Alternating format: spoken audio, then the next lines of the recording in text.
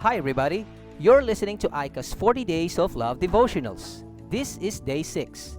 Today, let's look at Luke 10 verses 25 to 37. During a company outing in a water theme park outside the metro, my 8-year-old son asked me and his mother to try a 4-man rubber raft ride through a twirling slide from about 4 to 5 stories down the pool. The handle strap between me and my son was detached from the raft, so I had to hold his hand tight as we slid down, screaming and laughing for the fun of it.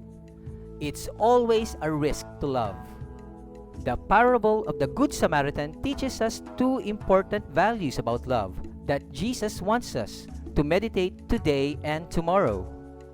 The first is the value of loving everyone as your neighbor.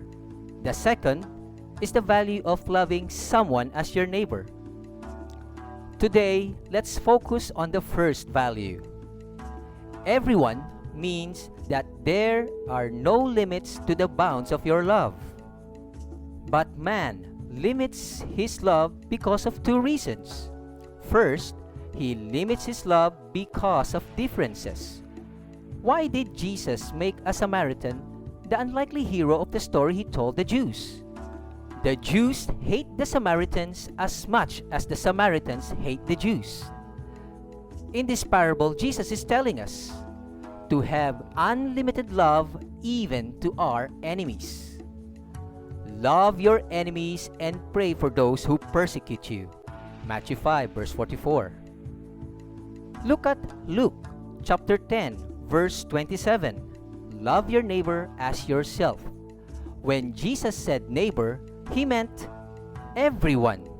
It can be Samaritans for the Jews, North Koreans for the South Koreans, even Chinese or Taiwanese for Filipinos like you and me. Now, why is this important to talk about? Because the moment you decide to limit your love is the time you allow yourself to fall out of God's kind of love. For God's love is an everyone, everywhere, and every time kind of love, while human love is a some people, some places, and some of the time kind of love. How do we apply something that is easy to say but very difficult to do?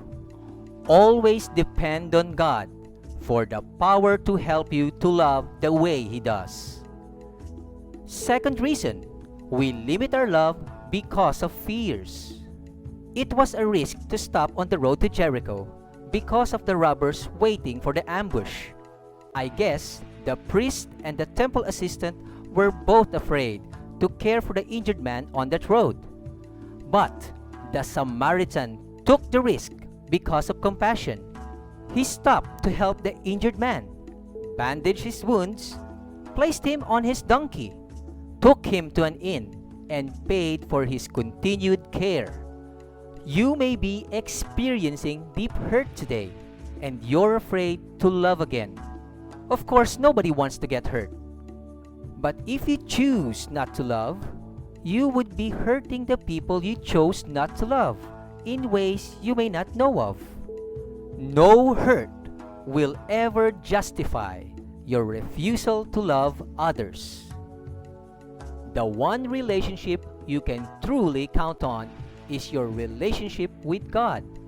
Others may hurt you, but God will never fail you.